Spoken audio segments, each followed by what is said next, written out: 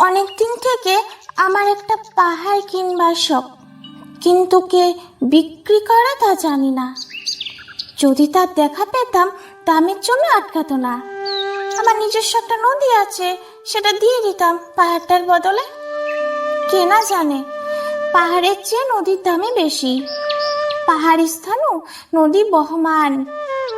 তবু আমি নদীটার বদলে পাহাড়টাই কিনতাম, কারণ আমি ঠকতে চাই। নদীটা অবশ্য কিনেছিলাম একটা দ্বীপের বদলে। ছেলেবেলায় আমার বেশ ছোটখাটো ছিমছাম একটা দ্বীপ ছিল, সেখানে অসংখ্য প্রজাপতি। শৈশবে দ্বীপটি ছিল বড় প্রিয়। আমার যৌবনে দ্বীপটি আমার কাছে মাপে ছোট লাগলো। প্রবাহমান ছিপছিপে তন্নি নদীটি বেশ পছন্দ হলো আমার। বন্ধুরা বলল, অতটুকু একটা দ্বীপের বদলে এত বড় নদী পেয়েছিস, খুব জিতেছিস তো মাইরি। আমি জয়ের আনন্দে বিহ্বল হতাম। সত্যি ভালোবাসতাম নদীটিকে। সে আমার অনেক প্রশ্নের উত্তর দিত, যেমন, বলো তো আজ সন্ধ্যাবেলা বৃষ্টি হবে কিনা।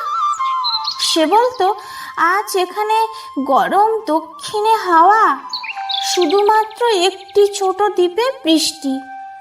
সে কি প্রবল বৃষ্টি, যেন একটা উৎসব। আমি এখন আর সেই দ্বীপে যেতে পারি না। সে জানতো, সবাই জানে, শৈশবে আর ফেরা যায় না। এখন আমি একটা পাহাড় কিনতে চাই। সে পাহাড়ের পায়ের কাছে থাকবে গহন অরণ্য। সে অরণ্য আমি পার হয়ে যাব, তারপর শুধু রুক্ষ কঠিন পাহাড়। একেবারে চূড়ায় মাথার খুব কাছে আকাশ, নিচে বিপুলা পৃথিবী, চড়াচড়ে তীব্র নির্জনতা। সেখানে আমার কণ্ঠস্বর কেউ শুনতে পারবে না। আমি ঈশ্বর মানি না, তিনি আমার মাথার কাছে ঝুঁকে দাঁড়াবেন না। 10 দিককে বলবো, এখানে প্রত্যেক মানুষ অহংকারী। এখানে আমি একা, আমার কোনো অহংকার নেই।